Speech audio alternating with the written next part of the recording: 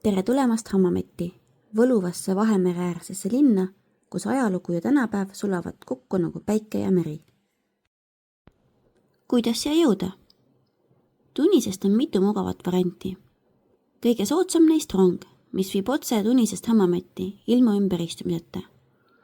Sõit kestab umbes 1,5 tundi ning pilet maksab umbes 1 euro näkku.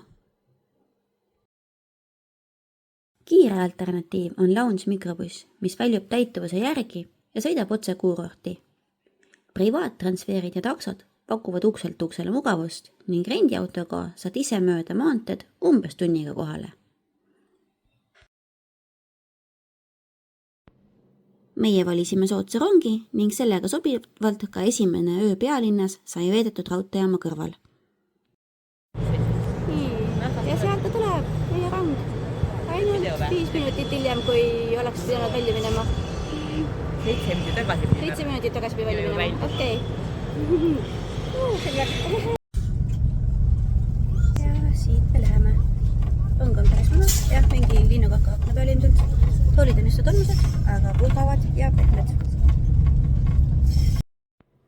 Pehmetele toolidele maandumise eufooriat vähendab mõnevõrra salongis leviv aroom, mis tõenäoliselt viitab sellele, et rongis vist WC-d ei ole.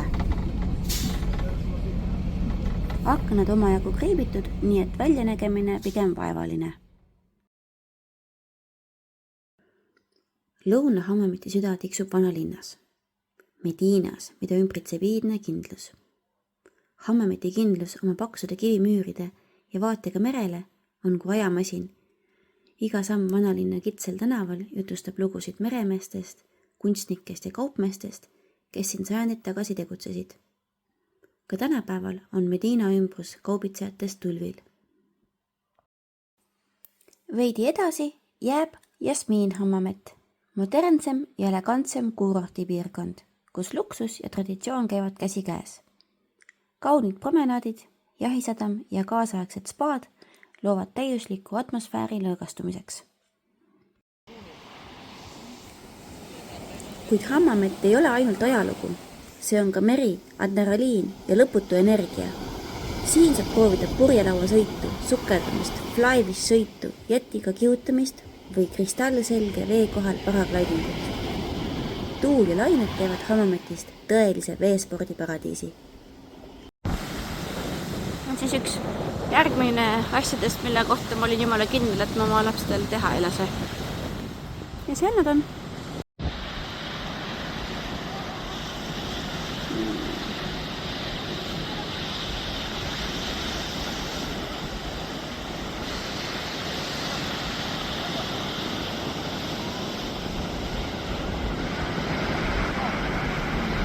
Need fotograafid ka väga head.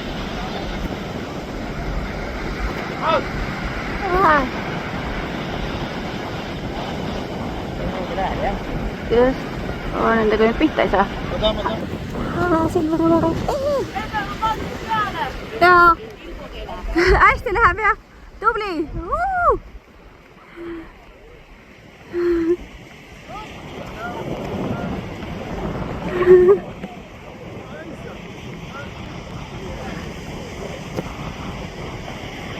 No kuidas oli?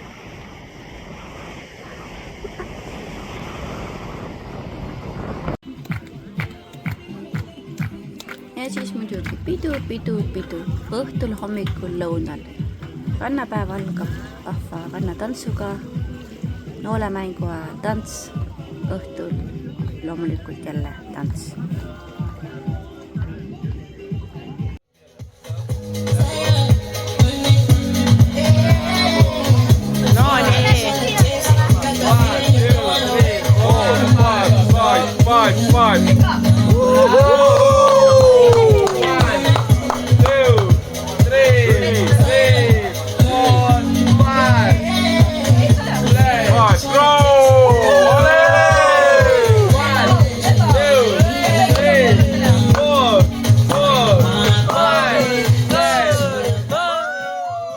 Merel sai käidud ka uhke piraadilaevaga Sultan 2.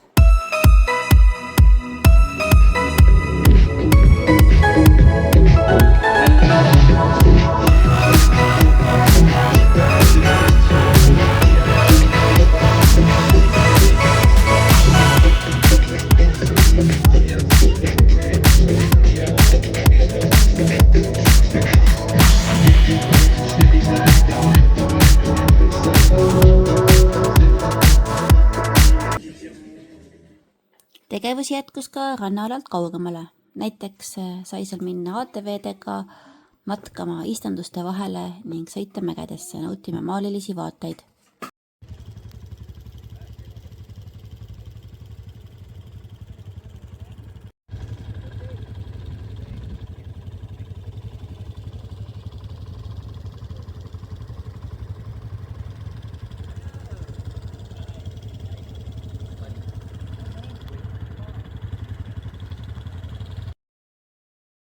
Meie koduks Hammametis oli Samira Club, 3-tärni hotell, mis üllatas palju enama kui lihtsalt majutusega.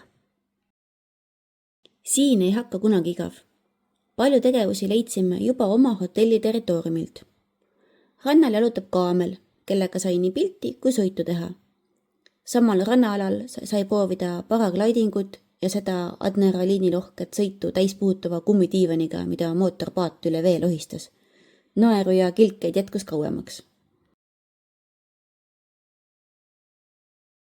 Samira Clubil on ka oma ratsamanees. Siin pakutakse nii ratsatrenni kui ratsamatku mere äärde. Sõita saab nii ponidega kui suurte hobustega. Ja nende seas elab üks tõeline karakter. Retriiveri moodi koer nimega Liina, kes lihtsalt otsustas, et ponide tallis on tema koht. Keegi ei pahandanud, sest tema oligi nagu talli oma maskott. Samira Club on ametlikult 3-tärni hotell, aga kohati tundus, et tärne võiks olla rohkem. Toit üllatas eriti. Võrreldes Egiptuse 4-tärniga olid maitsed siin palju paremad. Ja võib-olla parim kompliment.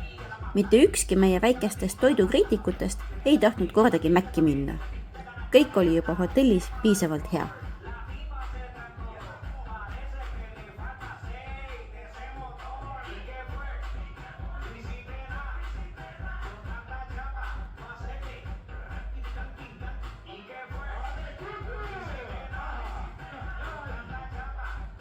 Meie tuleme Tuneesiasse ja Hammameti kohe kindlasti tagasi. Ühelt poolt kutsub tagasi toredasse Samira Club hotelli, kus juba seltskond sõbraks saanud.